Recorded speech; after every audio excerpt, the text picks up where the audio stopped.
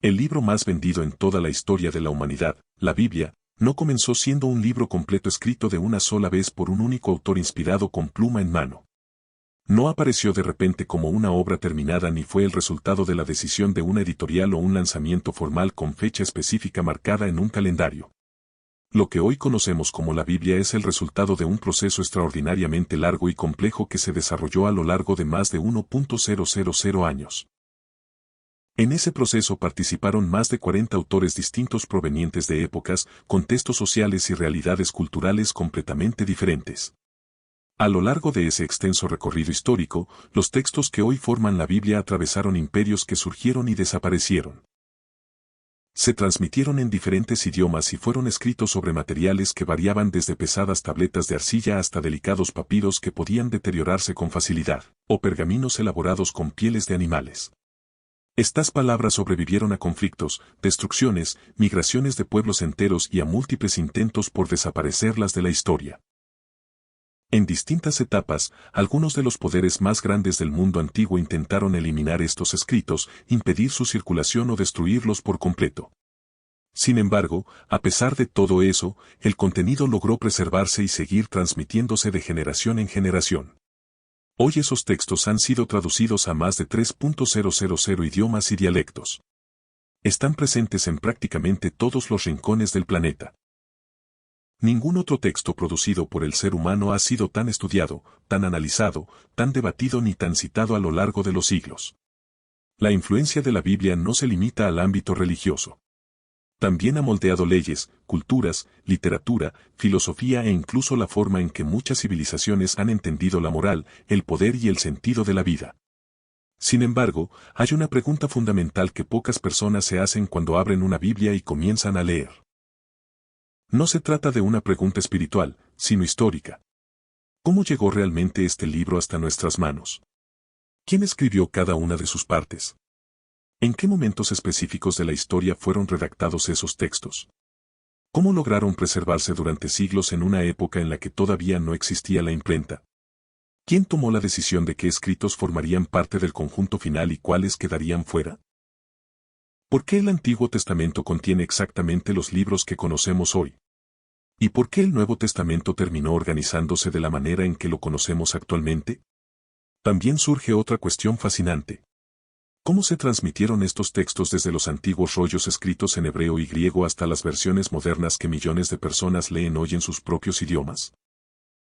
Estas preguntas no representan una amenaza para la fe de nadie, al contrario, abren la puerta a una de las historias más sorprendentes y complejas que ha producido la humanidad.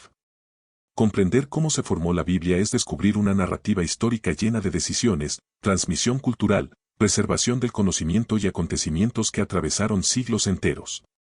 A lo largo de este video vamos a recorrer ese camino completo.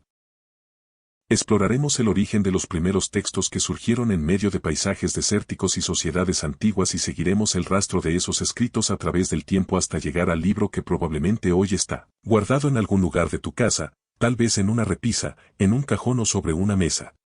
En los próximos minutos vas a descubrir cómo se fue construyendo paso a paso el libro que terminó transformando la historia del mundo.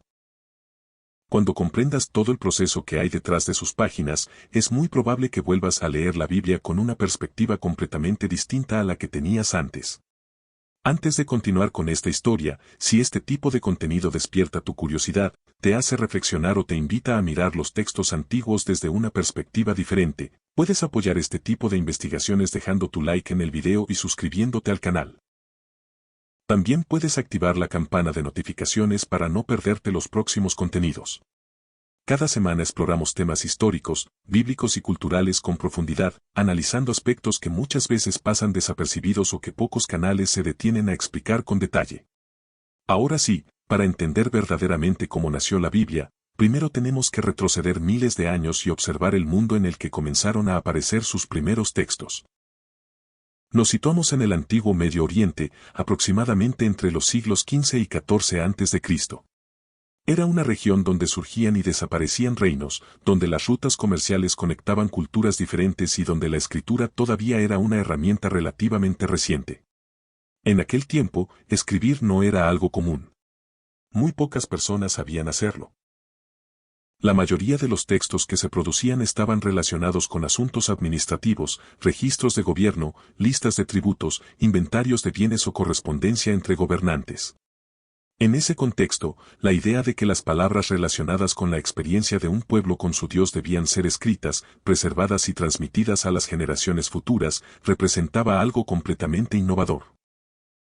No era solo una cuestión religiosa, también era una forma de memoria colectiva, una manera de asegurar que las historias, leyes y enseñanzas no se perdieran con el paso del tiempo. Dentro de la tradición judía y cristiana, el primer gran autor asociado a estos escritos es Moisés. A él se le atribuye la composición de los 5 primeros libros de la Biblia conocidos en hebreo como la Torá y en griego como el Pentateuco. Estos textos incluyen Génesis, Éxodo, Levítico, Números y Deuteronomio. Pero es importante entender que estos escritos no aparecieron de forma aislada ni surgieron en un vacío cultural. Fueron el resultado de un contexto histórico específico, de un pueblo que estaba formando su identidad y de una tradición que comenzaba a registrar por escrito su historia, sus leyes y su relación con lo divino. Mucho antes de que esas historias fueran escritas, ya vivían en la memoria del pueblo durante generaciones completas. Padres las contaban a sus hijos, ancianos las transmitían a los más jóvenes y los narradores repetían una y otra vez los relatos que definían la identidad de Israel.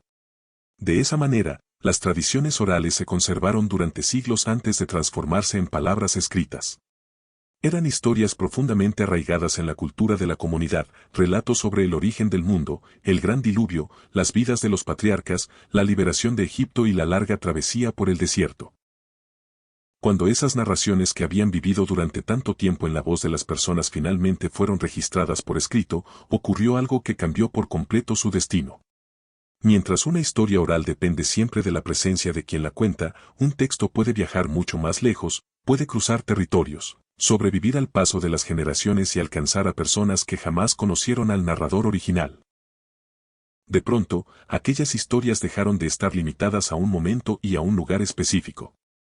Podían preservarse, copiarse y transmitirse con una estabilidad que antes era imposible. Sin embargo, los materiales utilizados para escribir en aquella época eran muy distintos al papel que hoy conocemos. Uno de los más comunes era el papiro, una planta que crecía abundantemente a lo largo de las orillas del río Nilo. Los tallos de esta planta se cortaban en tiras, se prensaban y se secaban cuidadosamente hasta formar una superficie relativamente lisa, sobre la cual se podía escribir con tinta. Este proceso requería tiempo y habilidad, y aunque el resultado era útil para escribir, el papiro era frágil y podía deteriorarse con el paso de los años si no se conservaba adecuadamente.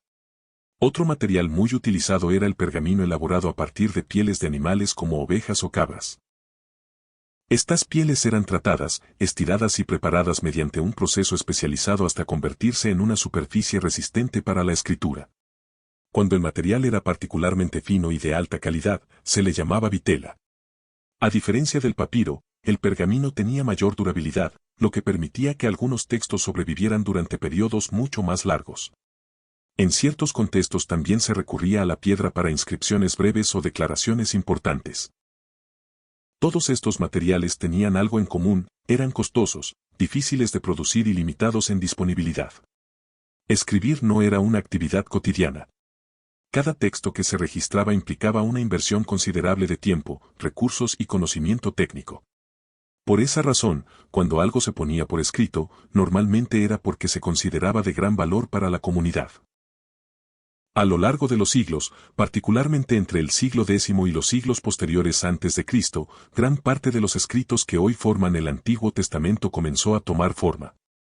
Este proceso no ocurrió de manera centralizada ni siguiendo un plan único. Fue más bien un desarrollo gradual y orgánico producido en diferentes momentos históricos y en distintos lugares. Diversos autores, cada uno con su propia perspectiva y experiencia, contribuyeron a la construcción de estos textos.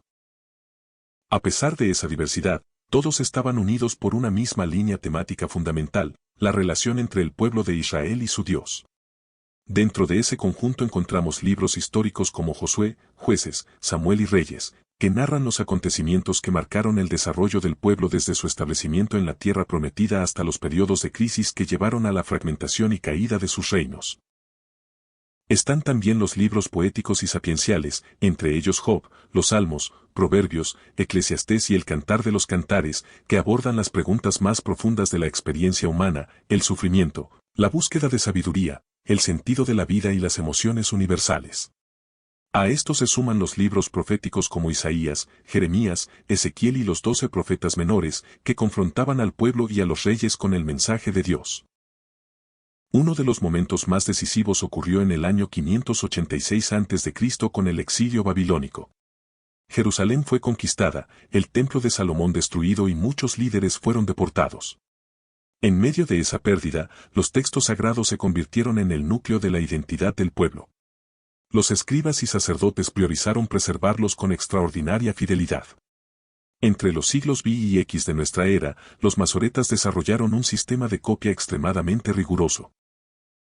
Cada nuevo rollo debía copiarse a partir de un manuscrito autorizado, pronunciaban cada palabra en voz alta antes de escribirla y si cometían un error con el nombre de Dios, destruían el rollo completo.